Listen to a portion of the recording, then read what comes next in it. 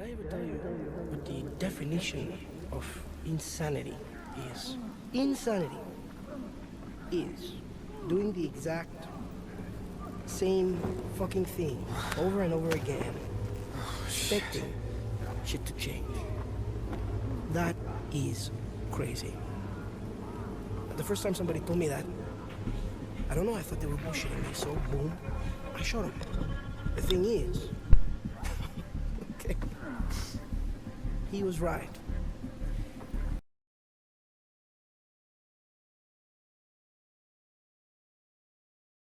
Hello, and today I'm going to be talking about something that is very important, and it's yearly releases. And oh god, I have so much to say about that.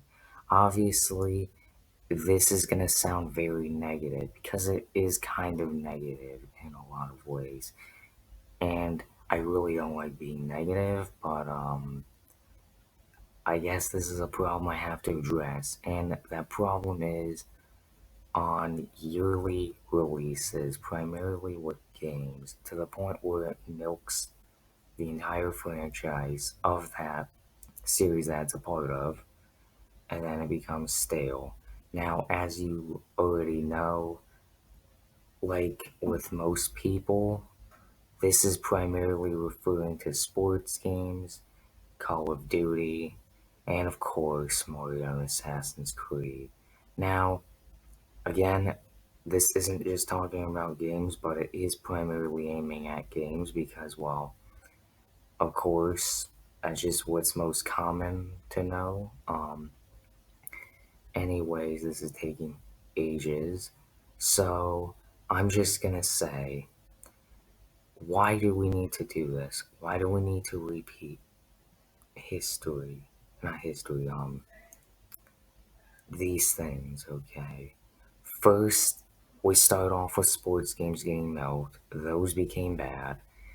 You know, I remember when FIFA, Madden, NBA 2K, the series that are examples, or anything else if you like me to mention, you can mention as well. But I'm just talking about them in general because, well, they're a general thing and they are all equally guilty of the same exact thing. Now, I'm sure those who live in different countries might not know what I'm talking about with some of these games, but you get what I'm trying to say, sports games. Now, why do we need to milk them? For profit.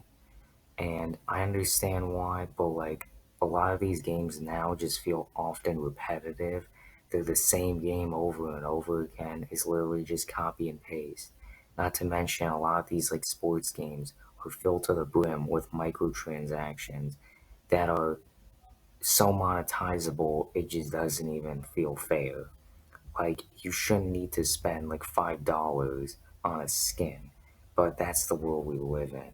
And the thing is, I'm glad that microtransactions are starting to become irrelevant because the more and more relevant they are, the more and more there's gonna be about them. Now, not all microtransactions are bad. Just if it's so overly expensive for something so stupid or so important, then in that case, it is indeed just stupid. And that's why I'm referring to sports games in that category. And then we have the Call of Duty series, which is a series I actually really used to like as a kid. I remember playing Black Ops 2 when it came out and loving zombies and the campaign of it, the multiplayer. A lot of it was actually really good. It wasn't the first game in a series I believe I first played, but it was definitely one of them that I did play, one of the earlier ones that I played before the series became what it is known as today as a divisive mess with just overly bearing anger in the community. I don't even need to explain myself on that part, but like, it's been milked so much to the point where the last good game came out in 2012, and you can already guess what that game is. Anyway, and then you have Assassin's Creed, which a lot of the games in that series, that's actually one of the milked series that exists. That's actually good. at it. Okay, only a couple of games in that series are bad. Most of it is either mediocre or generally good. Though you can make the argument that a lot of the modern games are not the best, and that's definitely true. Um, yeah.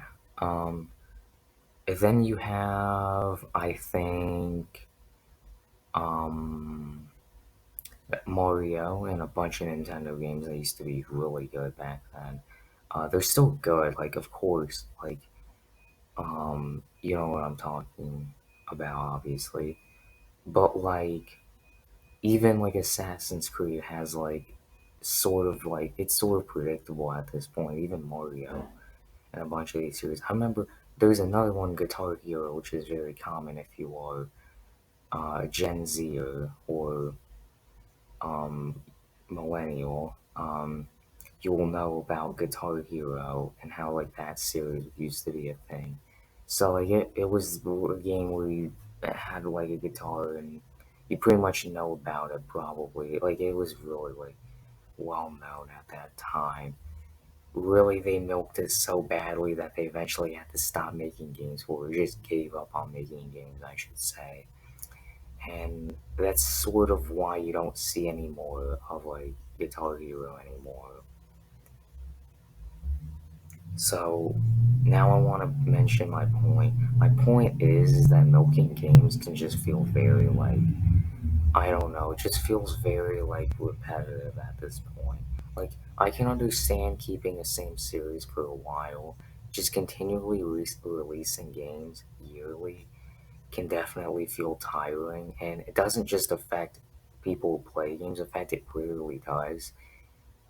It mostly affects people developing the games themselves because they're spending the most time on it. But it does affect, average Joes. But that's more of a financial reason than a, well, physical and probably mental reason.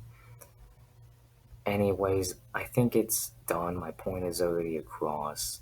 We all know at this point that it's just stupid to just yearly release games. Now, it's okay to release a few games, I guess, back to back, but like doing that constantly can definitely get tiring. And even series that don't do that also feel that way.